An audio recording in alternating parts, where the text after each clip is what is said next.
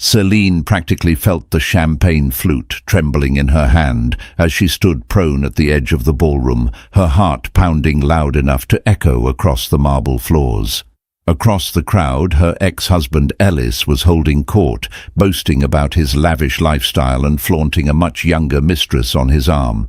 People pretended to laugh politely, yet some were clearly scandalized by his brazen show.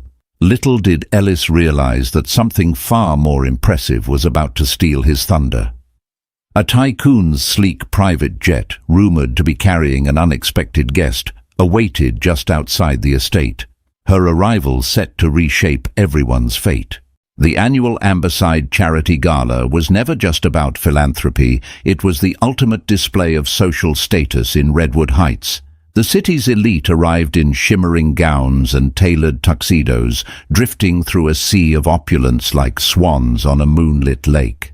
The night's events promised auctions, musical performances, and clandestine deals whispered in the corner of dimly lit corridors. Celine Hawthorne arrived early, not wanting to make a scene just yet. For years she had avoided these events. It stung too much to see her ex-husband, Ellis Hawthorne, walking around with a woman on each arm. People had speculated for a long time that Ellis had moved on to an endless parade of younger women. Gossip travelled far in Redwood Heights, especially when it came to a man as wealthy and scandalous as Ellis. Still, Celine never envisioned that her ex-husband's new mistress, this time a bright-eyed, energetic actress named Ava Sinclair, would be so brazenly displayed on his arm, like an award. Indeed, as soon as word spread that Ellis and Ava were engaged, tongues wagged with stories of Ellis's purchases, diamond necklaces, exotic vacations, and a lavish mansion in Monte Carlo. The duplicity stung, if only because Celine knew how he operated.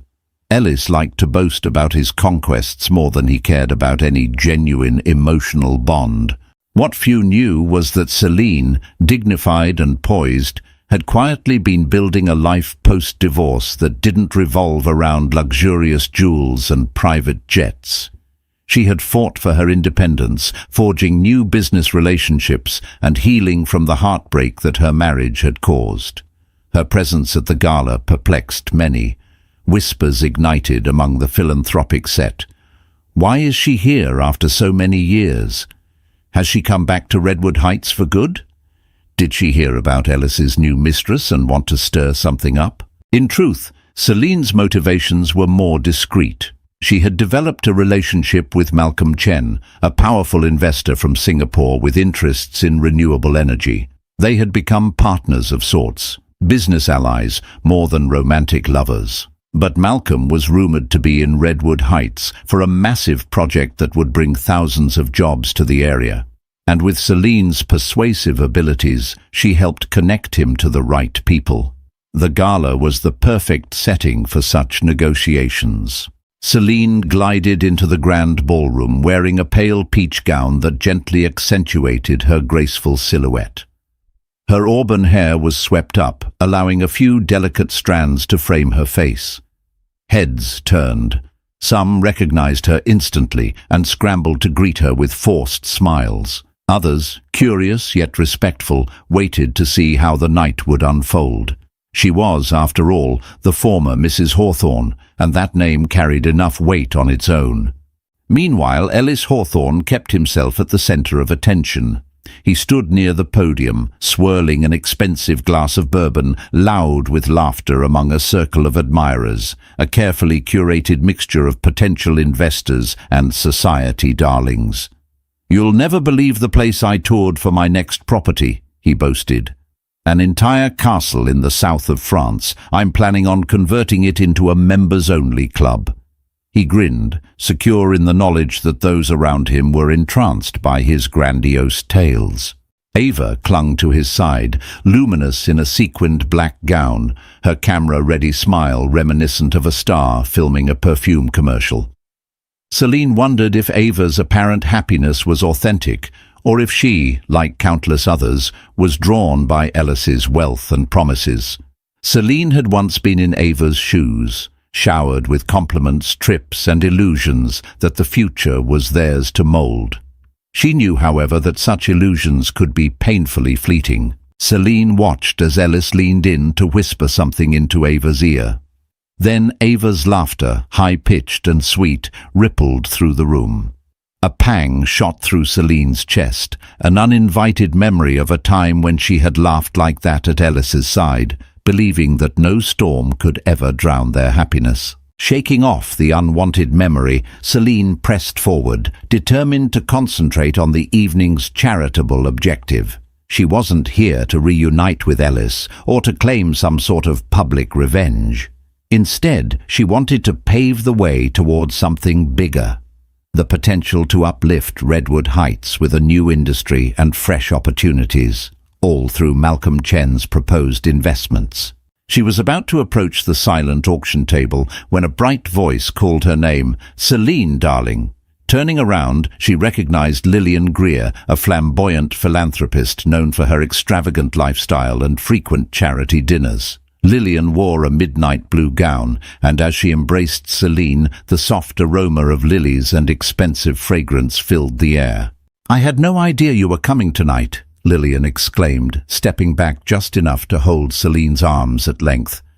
"Redwood Heights has missed you, some more than others." Celine forced a smile, knowing full well that Lillian loved a bit of scandalous gossip. "It's been a while. I'm here on behalf of a few business associates, hoping our community can expand in new directions."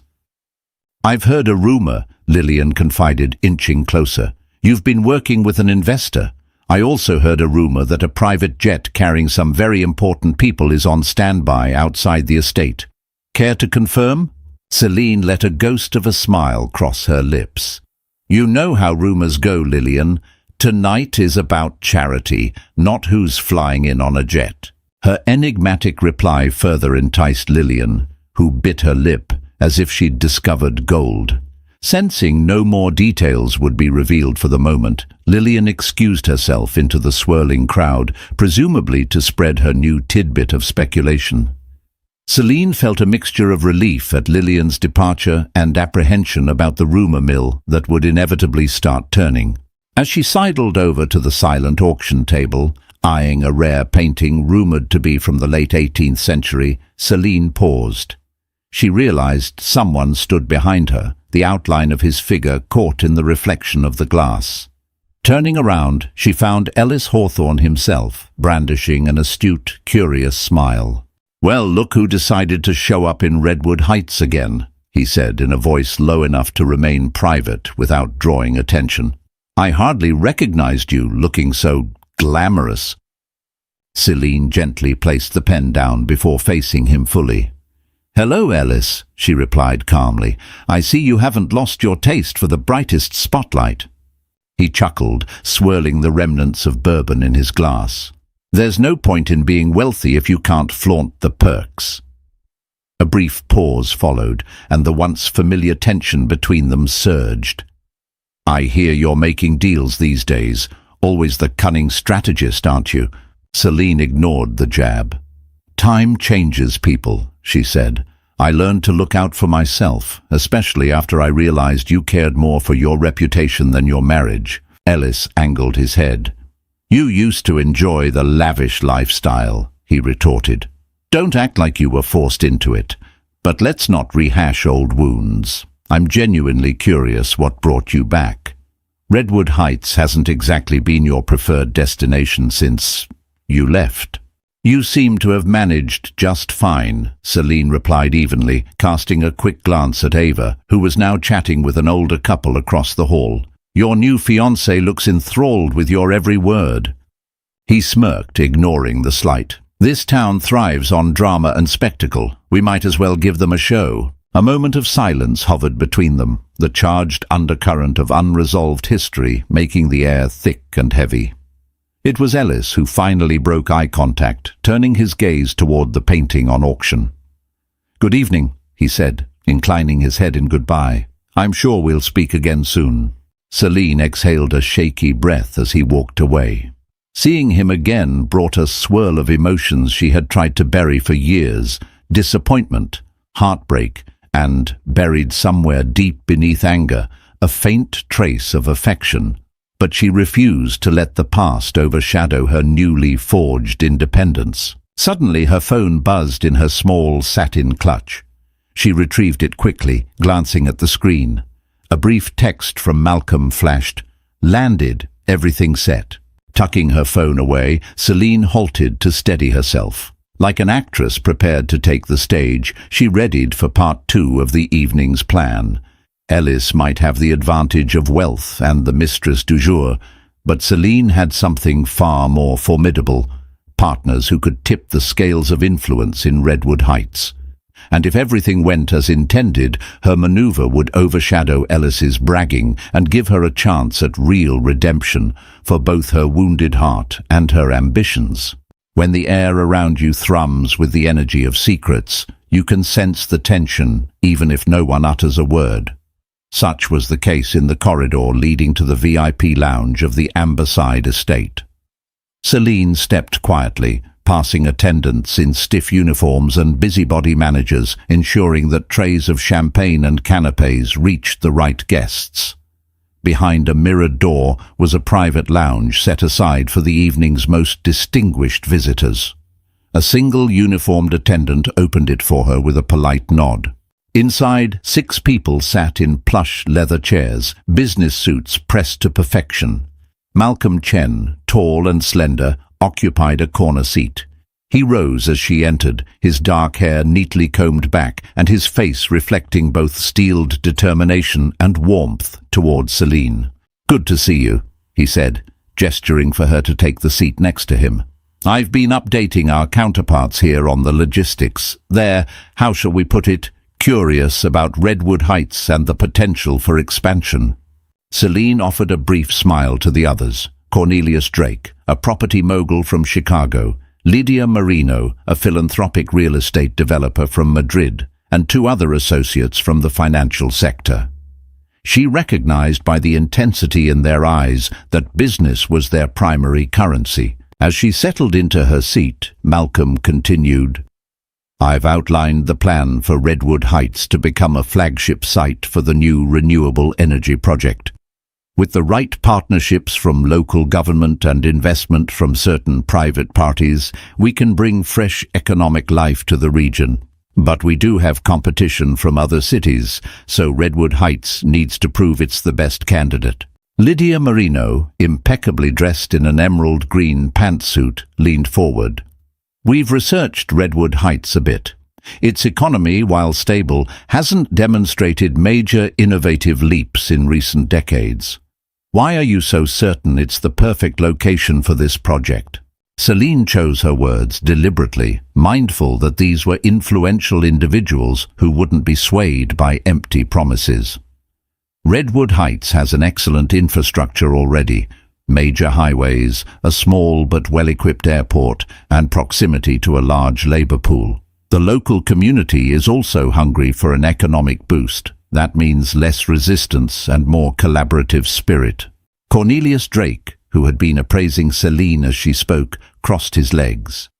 "And are we sure we have the local support? Some towns can be resistant to change, especially if big money is involved. The wealthy class might have their own interests." Celine knew precisely the kind of friction he referred to. Ellis Hawthorne was the figurehead of Redwood Heights' old guard, flaunting wealth without a genuine desire for progress. "We do have local support," she asserted, meeting Cornelius's gaze. "I've worked to secure the approval of several key city council members, and I have a meeting arranged with Redwood's mayor next week." Malcolm chimed in. "We have an advantage here too. Ellis Hawthorne's role in the city might be large in terms of real estate holdings and social influence, but he's not directly involved in Redwood's governmental policies. His presence may be a thorn for some, but we can outmaneuver him." Lydia exchanged a knowing glance with Cornelius before turning back to Malcolm and Celine. "Then, what is the next immediate step? We can't rely solely on good faith to seal this project. We want tangible assurances that Redwood Heights, as a municipality, will respond with open arms." Celine nodded. "That's where we come in.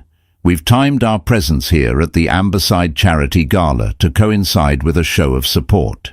I've secured an introduction for you to a few influential Redwood Heights business owners tonight. If they're on board, we'll have the social capital to influence local politicians to expedite the necessary permits and regulations. She folded her hands on her lap as she glanced around the room. If we do this correctly, Redwood Heights will become the crown jewel of your renewable energy expansion, she concluded. A consenting murmur went through the lounge, and with that, Malcolm announced it was time to rejoin the gala. The lounge emptied in an orderly manner, like a small procession of quiet power. As they exited, Celine caught Malcolm's arm. "Thank you for trusting me with this," she said. "Believe me," he replied, "I know a valuable ally when I see one." Their eyes lingered for a moment, a silent acknowledgement of the unspoken complexities between them. Business necessity mingling with the faint residue of deeper feelings. Then they returned to the thrumming pulse of the gala. Moments later, as the two roamed the manor, Celine's phone buzzed again. Another text from an unknown number. "You promised me an answer. Don't avoid me." She frowned, halting in the corridor. Exchanging a confused glance with Malcolm, she tapped her screen. The persistent calls and texts had started about 2 weeks ago, cryptic demands for an unknown answer. She wrote it off previously as spam or a misdial, but it seemed too constant and troubling to be mere coincidence. Malcolm noticed her unease. "Everything all right?" "Yes," she lied, pocketing the phone. "Probably just a glitch." The last thing she needed was another intrusive variable in a night already thick with tension. At that moment, the sharp clink of a microphone echoed from the main hall. They entered to witness the Master of Ceremonies, Horatio Brennan, calling for attention. "Ladies and gentlemen, if you'd kindly focus your attention up front, we're about to commence the fundraising portion of tonight's gala. Your generosity means scholarships for promising students across Redwood County." All eyes turned to Horatio. Ellis Hawthorne was right beside him, brimming with a smug grin. "We also have a special announcement tonight," Horatio continued. "Ellis Hawthorne, a longtime supporter of this gala, has pledged a donation that's sure to make a difference." A hush fell over the room. Ellis straightened, looking at once proud and theatrical. "In honor of this community and the future artists, scholars and innovators it may produce, I'm pledging $2 million to the Redwood Scholarship Fund." Applause surged through the crowd. It was a sizable figure, even among Redwood Heights' upper echelons. Smiling sweetly, Ava Sinclair looped her arm through Ellis's, fluttering her eyelashes at him. He accepted the applause like a reigning monarch. His glance briefly scanned the crowd, landing on Celine. The silent message was clear. "I'm still the big name in this town. During my recent travels," Ellis continued, "I was inspired by the philanthropic culture abroad, and I realized Redwood Heights deserves nothing less than the best. This scholarship will focus on science and innovation, fields that will shape our tomorrow." Another roar of applause followed. Celine controlled her expression, even though she recognized this as Ellis's display of vanity. But she also sensed that he was leaning into the philanthropic angle because he suspected a threat to his social dominance. Perhaps he'd heard rumors that Malcolm Chen was actively forging alliances. Looking over the sea of faces, Celine spotted a few she needed to speak with, local CEOs and board members who were crucial to winning Redwood's support for Malcolm's project.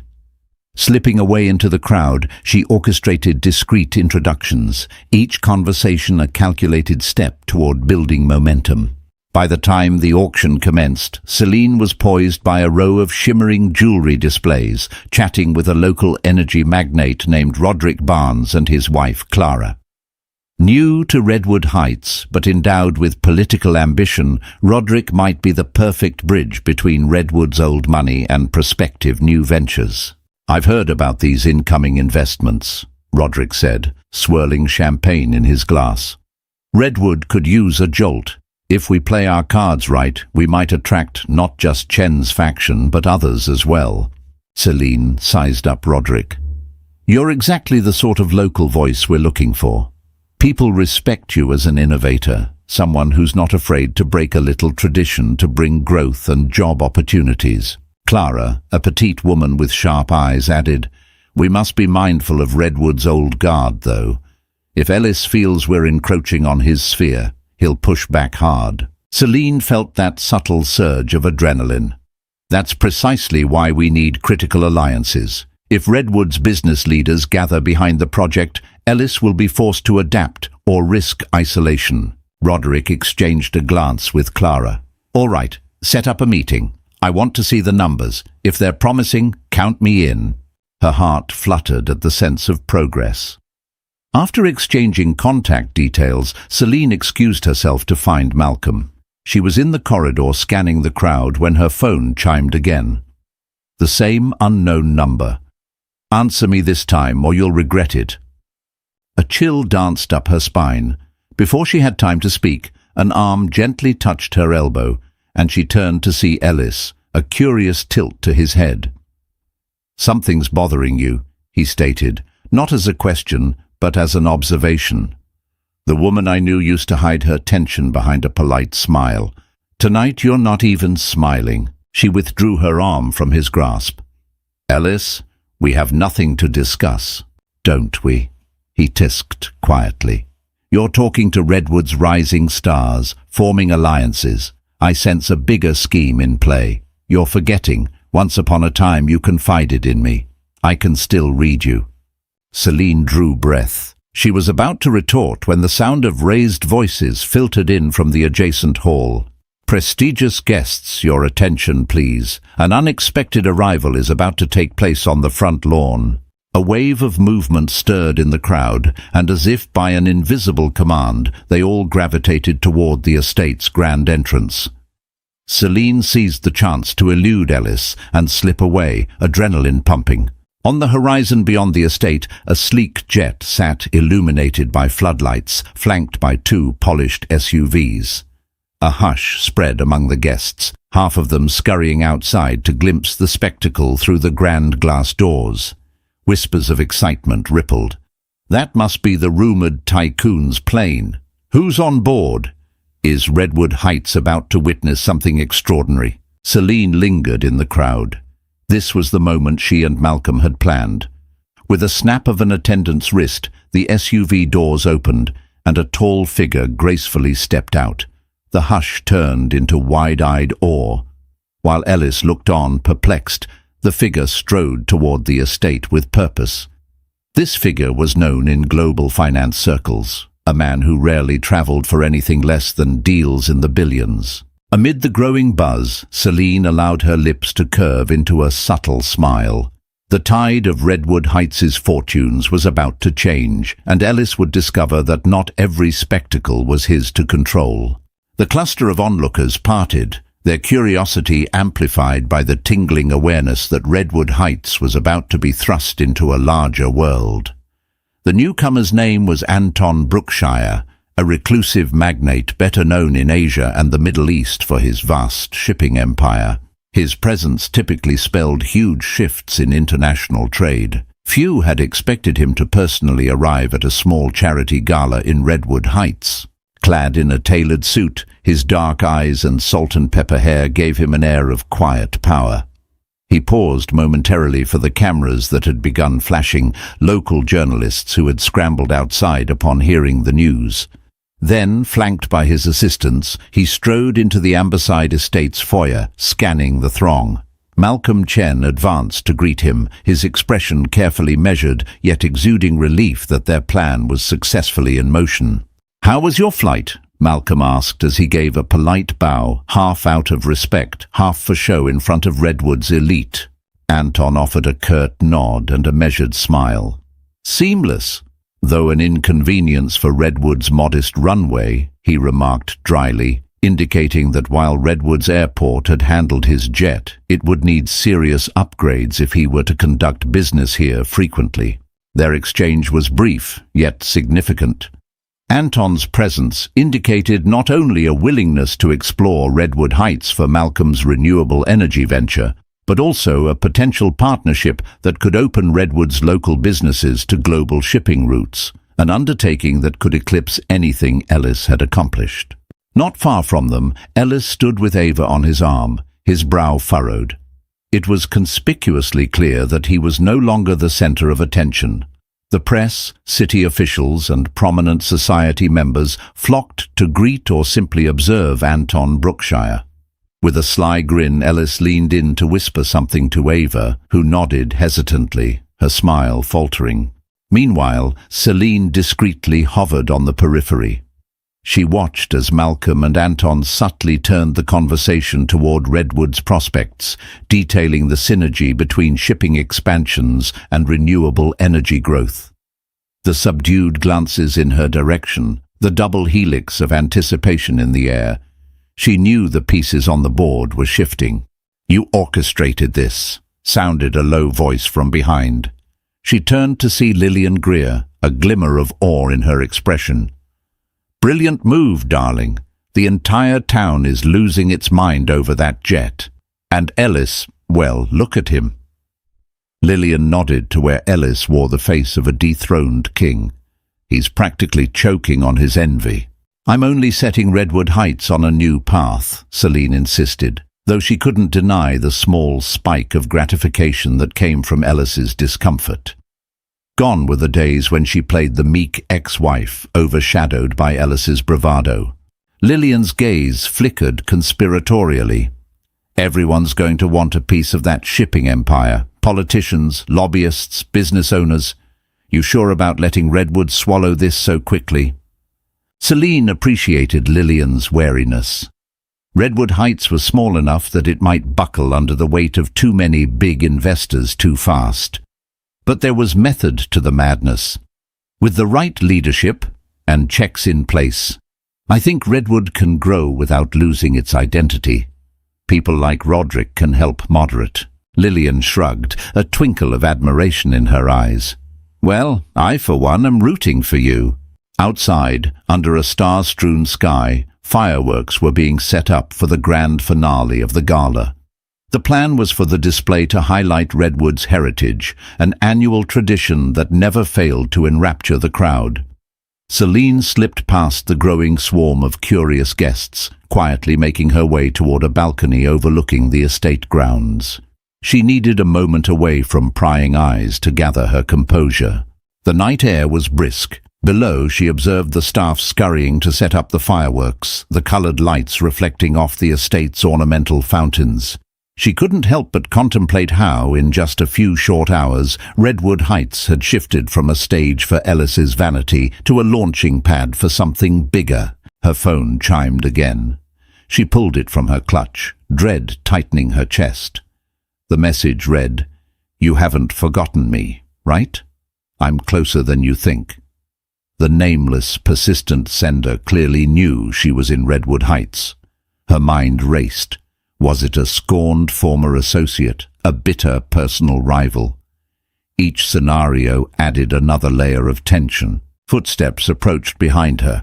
Startled, Celine slipped her phone away, turning to see Malcolm. His expression was one of quiet triumph, though tinted with caution. "Anton's presence is stirring the pot. He's interested, but the next steps need finessing. An official invitation from Redwood's council. A series of planning meetings to see how shipping expansions might dovetail into our energy project." He studied her face. "You okay?" She exhaled slowly. "Yes, just a bit winded by the pace of tonight's developments. Also, there's something odd going on. I've been receiving these anonymous texts. They're strange, almost veiled threats. I don't know who it is." Malcolm's eyes narrowed. "Should we be concerned about sabotage? Competitors might try intimidation tactics." "Possibly. Or it could be something more personal," she replied, her expression darkening. She didn't detail the entire messy history with Ellis, but the possibility that someone might hold a grudge or see her as a pawn or threat weighed heavy. "For now, it's just texts, and they haven't demanded anything concrete. Just an answer. To what? I haven't a clue." Malcolm set a comforting hand on her shoulder. "Let's keep an eye on it. I can assign some additional security if needed. With major deals on the table, we can't be too careful."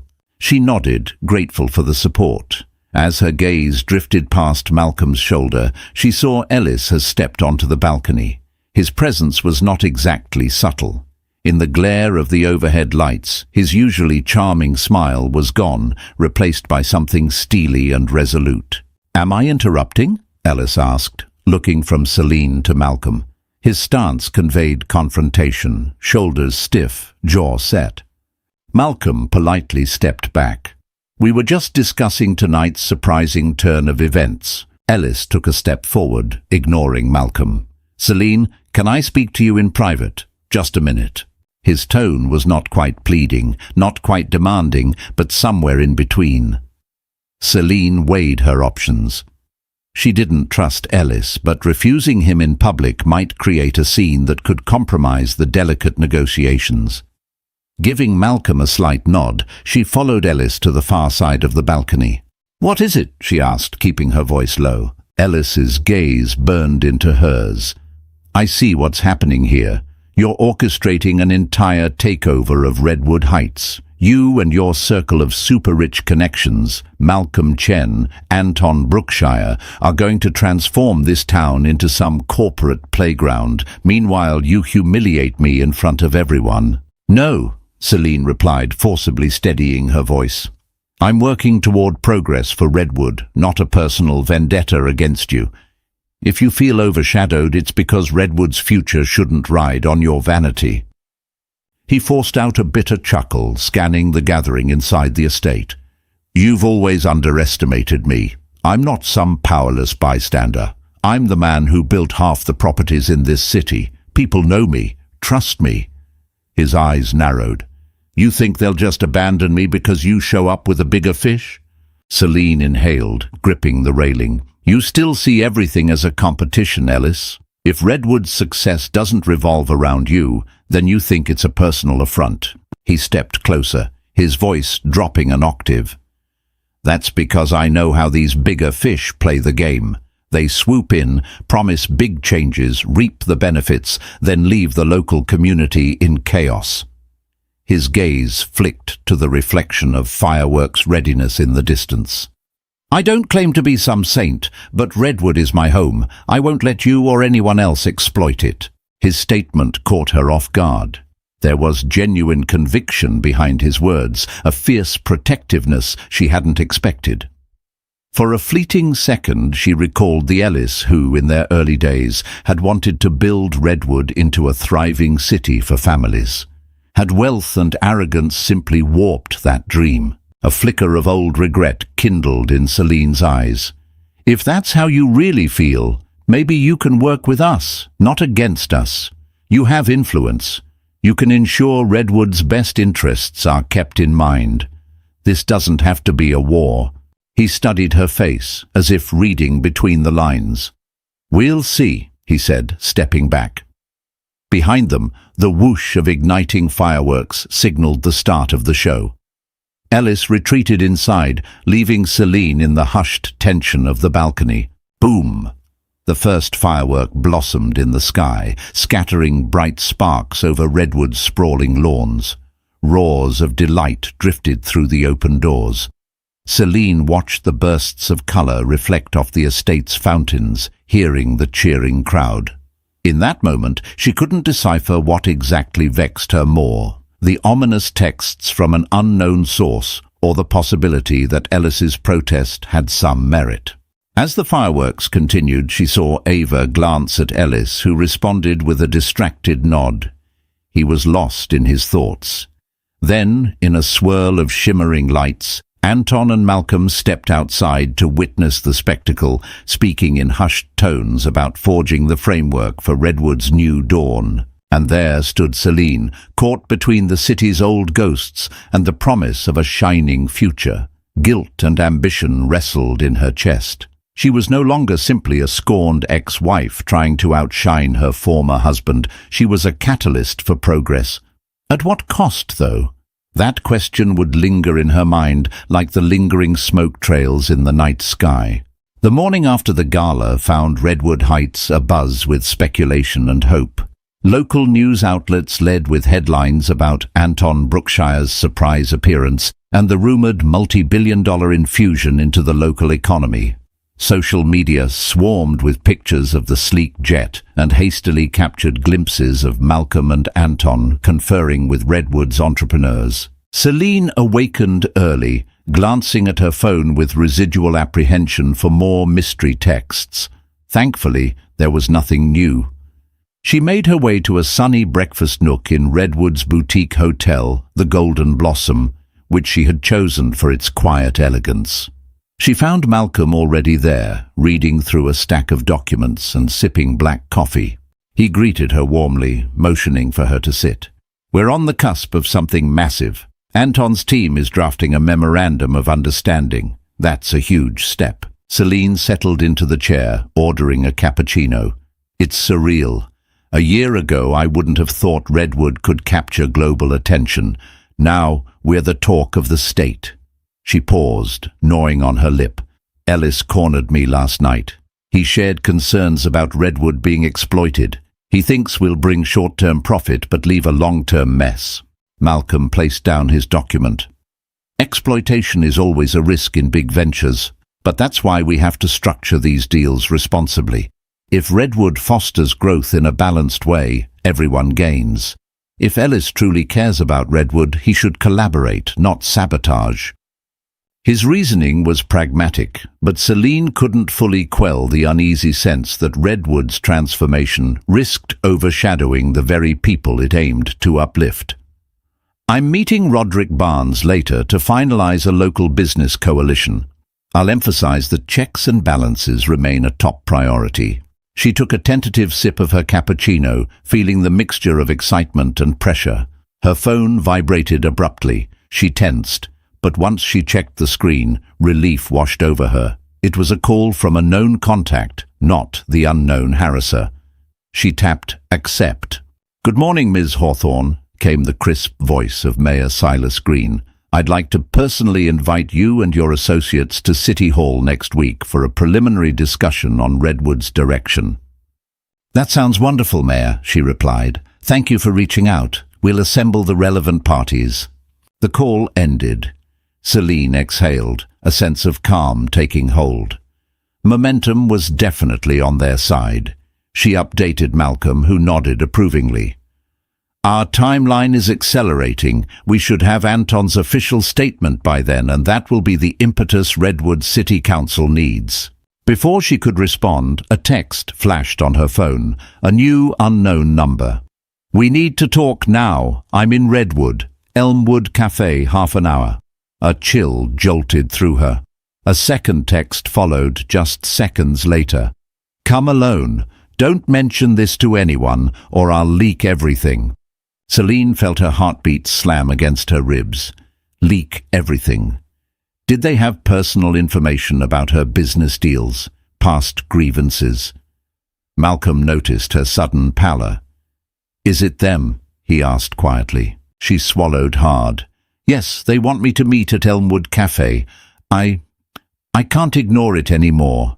They're threatening to make something public." He looked alarmed. "Are you sure this is safe?" "I need to find out what's going on," she replied, her voice trembling with uncertainty. "I'll be careful, but maybe I should do this alone." Malcolm frowned. "At least text me if anything seems off. I'll be nearby." She nodded, grateful for his concern. 40 minutes later, Celine stood outside Elmwood Cafe, a modest brunch spot known for its artisanal pastries. She entered slowly, scanning the small interior, where only a handful of early patrons sipped lattes or typed away on laptops. No one looked suspicious at first glance. After ordering a simple tea, she took a seat by the window, waiting. Minutes seemed to crawl. Then the bell overhead jingled as a man in a charcoal grey coat stepped inside. He was of average build, with thinning blonde hair and lines that traced his forehead. He made immediate eye contact with Celine, exhaling sharply before sliding into the seat across from her. The name Aaron Glenvale sparked in her memory, a figure from Redwood's past. "Aaron?" she whispered, remembering him as a once promising real estate developer who had fallen out of favor in Redwood due to some scandal with mismanaged funds. She hadn't spoken to him in years. He raked his hand through his hair. "I bet you didn't see this coming." "Why the cryptic threats? And how did you get my number?" she hissed, torn between confusion and anger. Aaron fiddled with the cafe's sugar packets as if trying to calm shaky nerves. "I needed your attention. You've been ignoring the calls. I was desperate." She stared at him, unsettled. "What could be so urgent that you resort to veiled threats?" He let out a low grunt. "I've been investigating Ellis Hawthorne's business dealings, specifically his shell companies, his acquisition of certain Redwood properties.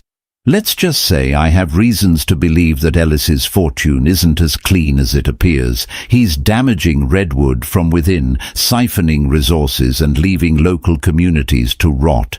The new developments he's boasted about, all part of a bigger scheme to funnel money overseas." Celine felt her stomach clench. "And what does that have to do with me?" "Ellis once manipulated your finances too, your joint finances. Remember that orphanage project you sponsored? The funds that mysteriously ran short? Ellis may have siphoned off a portion. I have records that could confirm it." She pressed her fingertips to her temples, grappling with the shock. Why wait until now to bring this up? Aaron's gaze wavered. "A year ago, I tried to blow the whistle, but no one in Redwood's old guard would listen. The Hawthorne name is sacred around here. I ended up ostracized. Then I heard rumors that you were returning, forging alliances with big investors. I figured if you plan to reshape Redwood, you ought to know that Ellis's empire is rotten. If Redwood is to have a brighter future, you can't let him keep leeching off the city." Her pulse quickened. Had Ellis stolen from charitable causes? If true, the moral weight of exposing him battled with the dread of what a scandal might do, both to Redwood's reputation and, ironically, to her own. She'd be drawn into a dirty war with her ex-husband, overshadowing any progress she'd made with Malcolm and Anton. Still, she had to know more. "Why threaten me?" she asked, struggling to keep her voice level. "You could have just told me this straightforwardly." Aaron's lips thinned. "I didn't know if you'd actually listen. People in Redwood get starstruck by Ellis's wealth. My caution turned into desperation. I was prepared to make a splash if you ignored me again." He paused. "But you came," she exhaled shakily, her mind spinning. "Do you have solid evidence?" He opened a brown envelope, letting her glimpse spreadsheets, wire transfers and documentation that linked Ellis's shell companies to offshore accounts. Some lines were highlighted in red, numbers swirling in a damning pattern. Celine recognized certain donation amounts meant for Redwood charities, including the orphanage. She felt a hot flush of betrayal boil in her veins. "This is bigger than I thought." She glanced around to ensure no eavesdroppers loomed. "What do you want me to do with it?" Aaron sighed. "I can't bring this to Redwood's authorities alone. I'll get crushed, or worse. But you have connections now. If you bring it to the right people, federal investigators or Redwood's mayor, if he's not compromised, this might end Ellis's stranglehold." Celine's mind reeled with conflicting thoughts. Exposing Ellis could tear Redwood's social fabric, especially right when major investors were stepping in. But ignoring it would be morally corrupt. She recalled Ellis's speech about caring for Redwood, about not letting big fish exploit the city. Was he just projecting his own misdeeds onto her? She gathered herself, blinking back a rising headache. "All right, let me see what I can do." She carefully slid the documents into her briefcase. "But you must refrain from sending cryptic threats. If I pursue this, I need clarity, not blackmail." Aaron nodded, relief momentarily softening his features. "Deal." As he rose to leave, she touched his arm. "One last question. How certain are you that Ellis can be brought down by these documents?" A ghost of a smile flickered on Aaron's lips. "Certain enough that he'd move heaven and earth to keep them buried." After he left, Celine sat there, heart pounding, her tea untouched and long since gone cold. She stared out the cafe window at Redwood's main boulevard. Shop owners were opening for the day, children strolled beside parents, blossoming pink flowers lined the sidewalks. In that quintessential American scene, the seeds of a major corruption scandal lay hidden. She texted Malcolm, "I'm okay, need to talk, urgent, where can we meet?" His swift reply, "My hotel suite in an hour." Tucking the envelope securely into her bag, she stepped outside, bracing as a cool wind swept over her. If Redwood was to be saved, she realized, she might have to break it open first, reveal the rot so that new growth could truly take hold. Celine paced in Malcolm's suite, her nerves taut as piano wires. She'd shown him the damning evidence an hour earlier, and his reaction had been a mix of shock, anger, and cautious calculation. Outside, the evening sun tinted Redwood's skyline with streaks of pink and gold. Inside, the weight of scandal pressed heavily against the plush walls and thick carpet. Malcolm exhaled slowly, revisiting one of the spreadsheets illuminated on his laptop screen. If these documents are genuine, Ellis has been siphoning funds from multiple charities and funneling them through at least 3 shell companies in Luxembourg and Bermuda for years. We're talking 7-figure sums, maybe more. Celine sank onto a leather armchair, rubbing her temples. He was always flamboyant with his spending, but I thought it was legitimate. Profits from real estate deals, some inherited wealth. The idea he stole from Redwood's charities is horrifying. Her jaw tightened. He has to be stopped. Malcolm nodded, tapping at the keyboard. "I'm forwarding these documents to a trusted forensic accountant. We need an expert review before we make any move. Once we're certain, we need a plan.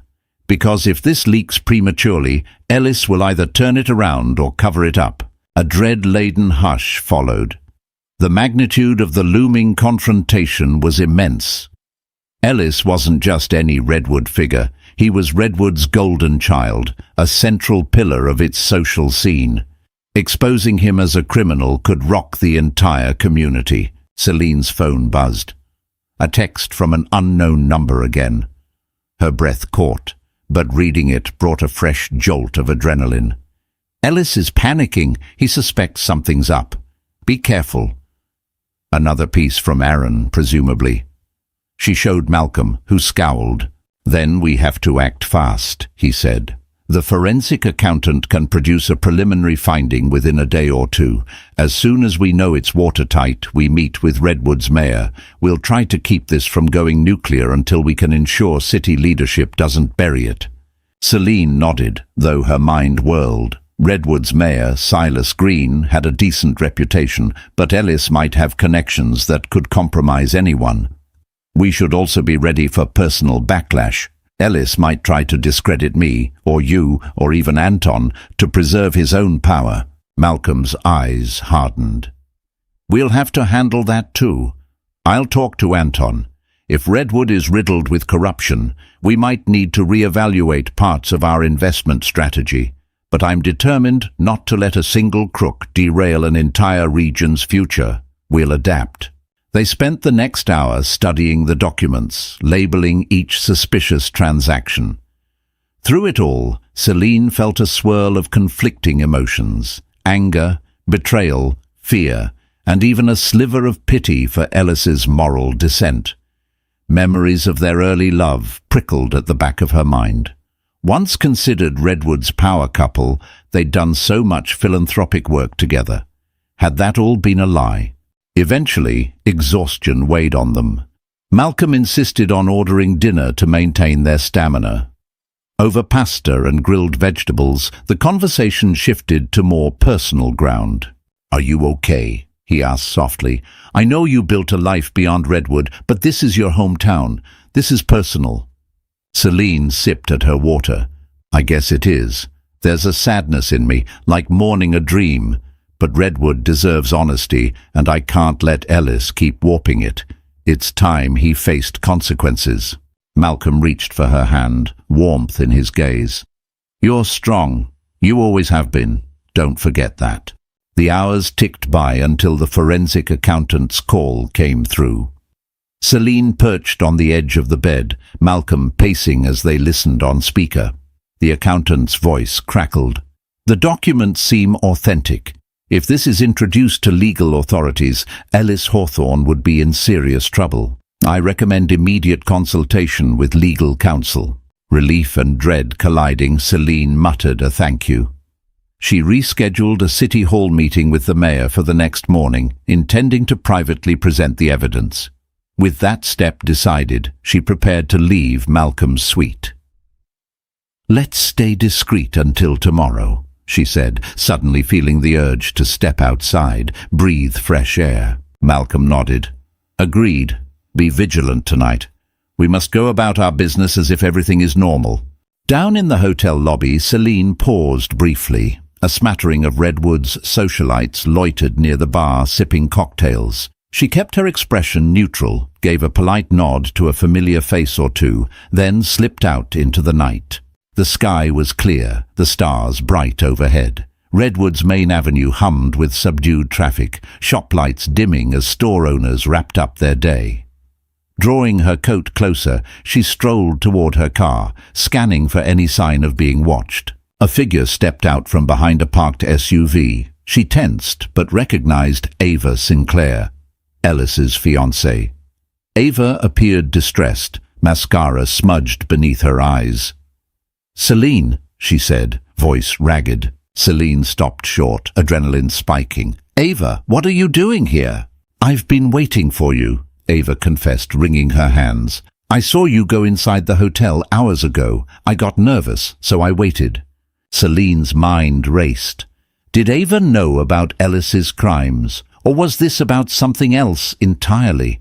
She kept a measured tone. "Are you okay?" A trembling breath escaped Ava's lips. "I don't know. Ellis is furious. He's convinced a smear campaign is brewing against him. He's talking about shutting people down, calling in favors from old contacts. He even threatened me if I ever crossed him." Celine's stomach knotted. "Threatened you how?" Ava lowered her gaze. "He's made it clear that if I break his trust, he'll crush my career. He can be quite terrifying when he's angry, you know." "Yes," Celine said grimly, recalling her final days of marriage, when Ellis's inflated sense of power sometimes turned menacing. "Why are you telling me this, Ava?" Tears slipped down the younger woman's cheeks. "I thought I was with him for love, or at least genuine affection. But all this talk about burying secrets. I didn't sign up for something illegal. He's the only one who can get me out of some debt from the past, but now I feel trapped." A pang of empathy cracked across Celine's chest. She recalled being in that precarious position with Ellis, love overshadowed by intimidation, the weight of his threats stifling her own sense of worthiness. "Look, if you have any evidence of Ellis's wrongdoing, you should come forward. You don't deserve to live in fear." Ava's eyes flickered with desperation. "But if I cross him, I'm finished. My acting career, the house he bought my mother, everything. And if he's really done something criminal, I don't want to be dragged down with him." Celine gently placed a hand on Ava's shoulder. "I won't lie, there might be fallout. But you can't bury your head in the sand. If you cooperate with authorities, you might gain some leniency." Ava swallowed hard, seeming to wrestle with the idea. "I need time to think, but please, if you do something against Ellis, can you let me know first? I don't want to be blindsided. I'm so scared."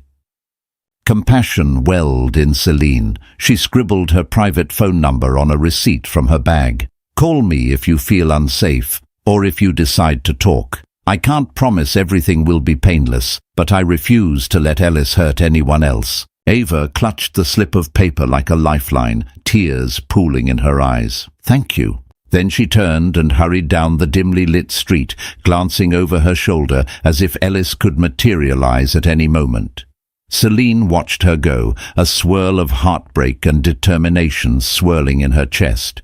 She remembered how easily Ellis manipulated people, how illusions of love and grandeur often masked the controlling undercurrents of fear. He might have boasted about a new mistress, but behind the glittering facade was a woman terrified of losing everything.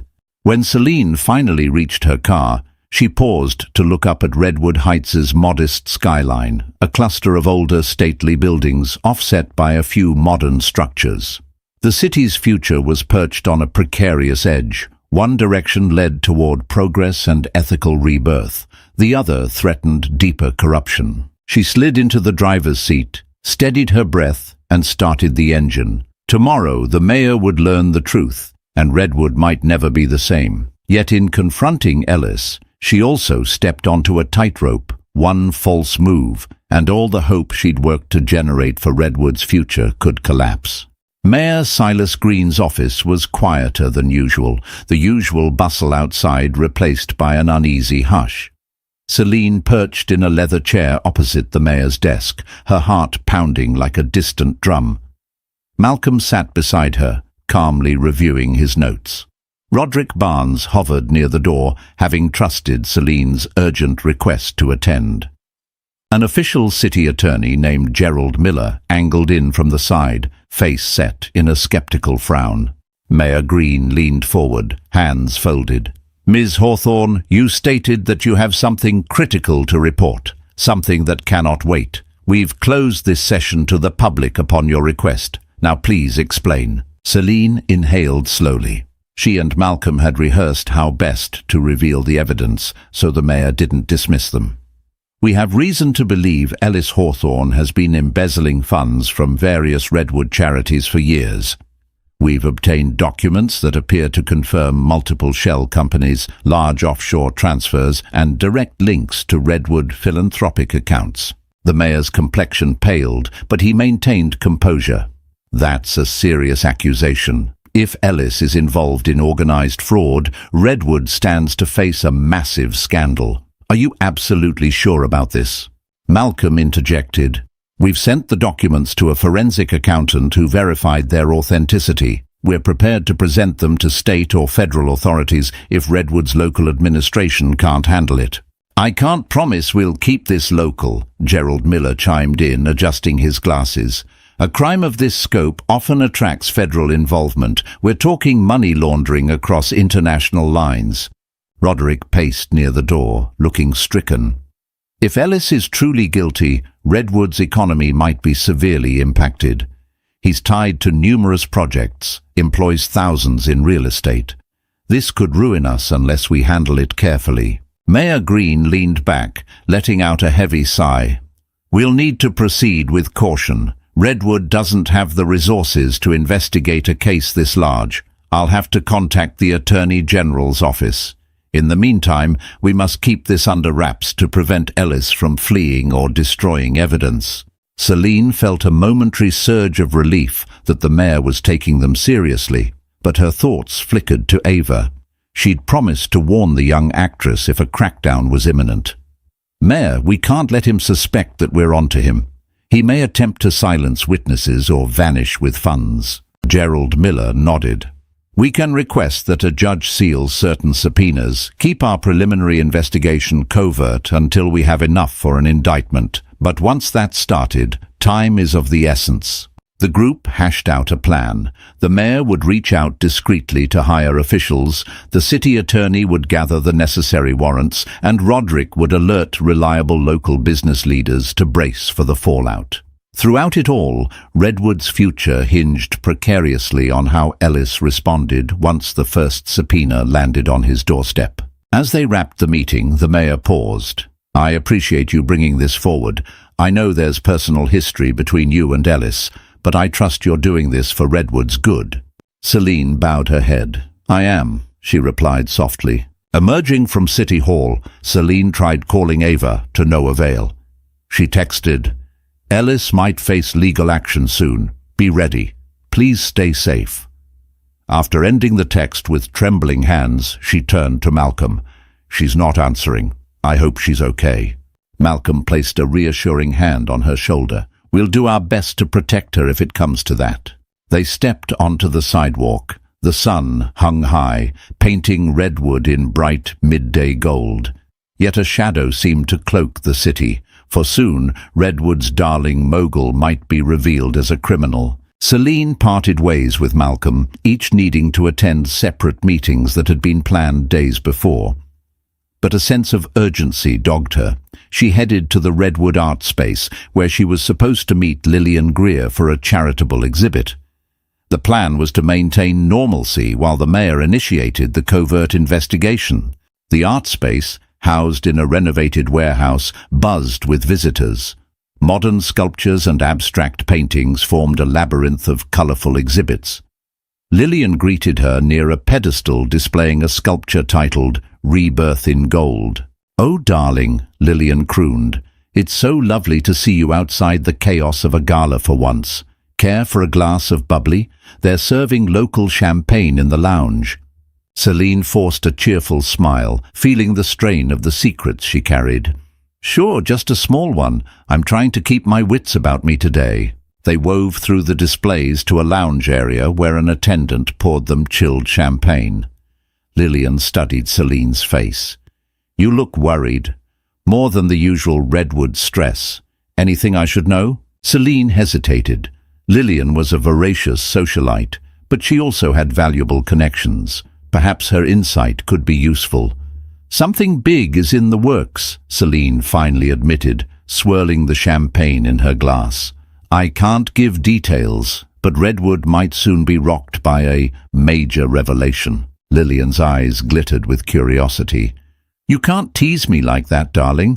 A secret scandal?" Celine sipped her champagne, not responding, but the tension in her posture likely told Lillian enough. The philanthropist's features darkened. "This is about Ellis, isn't it? I keep hearing murmurs. He's been in such a sour mood since the gala, and that fiancée of his, Ava, was sobbing at a charity brunch this morning." At the mention of Ava's tears, Celine's stomach twisted. Ava was clearly under severe stress. "If you see her again," Celine said, her voice hushed, "please remind her she's not alone and that she can reach out to me." Lillian nodded, her expression perplexed, yet empathetic. Outside the lounge doors, a flurry of commotion arose. People murmured, stepping aside as Ellis Hawthorne himself stormed in, his expression thunderous. A hush fell. Ellis's gaze swept the room, landing squarely on Celine. Lillian, reading the tension in the air, discreetly stepped back. Ellis marched up, voice low yet pointed. "We need to talk, now." Celine's pulse thudded in her ears. "I'm in the middle of a meeting, Ellis." He glowered, ignoring her protest. "I have reason to believe you're orchestrating a smear campaign against me. I've been hearing rumors of investigations, sealed subpoenas. Care to explain?" Inside, Celine's heart lurched. The mayor must have begun reaching out, and Ellis had gotten wind. She forced a cool front. "Smear campaign? That sounds paranoid." His lips curled into a sneer. "Don't play coy. People talk in Redwood. The mayor's discreet inquiries aren't so discreet. If you're digging into my finances to tarnish my name, I will not hesitate to retaliate." He lowered his face close to hers, voice filled with menace. "I know how to bury unpleasant business, Celine." A hush had fallen over the lounge, with guests blatantly eavesdropping. In a calm, low tone, Celine replied, "If you've done nothing wrong, you have nothing to worry about, right?" His eyes blazed. "You'll regret this." And with that, he pivoted on his heel, storming out. Lillian hurried forward, looking flustered. "What on earth is happening, Celine?" She managed a tight smile. "I'm sorry, Lillian, but I have to go. Something urgent came up." Apologizing to the rattled lounge staff, she darted through the exit, her heart pounding. Back out on Redwood streets, she pressed her phone to her ear, calling Malcolm. "He knows," she said the moment he answered. "Ellis just confronted me at the art space. He's threatening retaliation. We have to be ready. He'll do anything to cover his tracks." Malcolm's voice was tense. "The city attorney sent me a message. They're expediting the process. We might see official actions as early as tomorrow." Celine ended the call, raking shaky fingers through her hair. This was it, the final countdown before Redwood's old illusions shattered. She spent the rest of the day in a blur of phone calls and cautious confirmations. That evening she holed up in her hotel room, triple-checked all her locks, and tried to quell the gnawing fear in her gut. Just after midnight her phone buzzed again. This time it was Ava, voice trembling.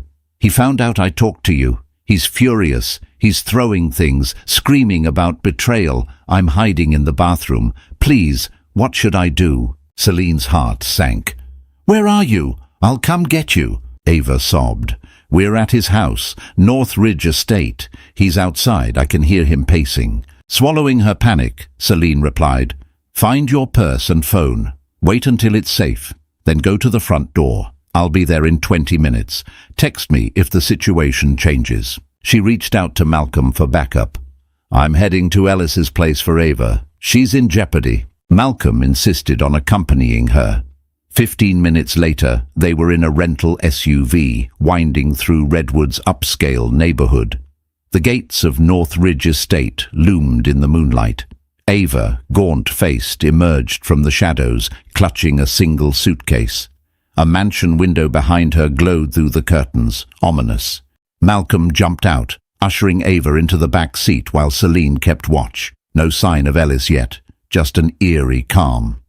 The instant Ava was safe in the car, they sped off. She trembled uncontrollably, tears streaming. "He called me a traitor, threatened to ruin me. I can never go back." Celine's voice was gentle. "You did the right thing to leave. We'll make sure you're safe." As Redwood streets flew by under the moonlit sky, the stakes of the confrontation became painfully clear. Ellis was cornered, dangerous. Tomorrow, Redwood would see the facade crack wide open, and in the swirl of heartbreak, betrayal, and potential redemption, they all sensed the unstoppable momentum of truth bearing down on them. By week's end, Ellis Hawthorne's misdeeds were laid bare, catalyzing Redwood Heights into a storm of media scrutiny. Tarries of investigators swept through his offices, while local citizens, stunned and betrayed, looked to Celine and her allies for leadership. Ava, finally free from Ellis's grasp, received the help she needed to regroup and stand as a witness. Malcolm continued forging investments in Redwood, ensuring the city's rejuvenation soared above one man's corruption. And Celine, finally liberated from the dark shadows of her past, guided Redwood toward a new, transparent era. If you enjoyed this dramatic story of hidden motives, explosive revelations, and daring redemption, be sure to like, share, and subscribe. Share it with others who crave gripping tales, and stay tuned for more.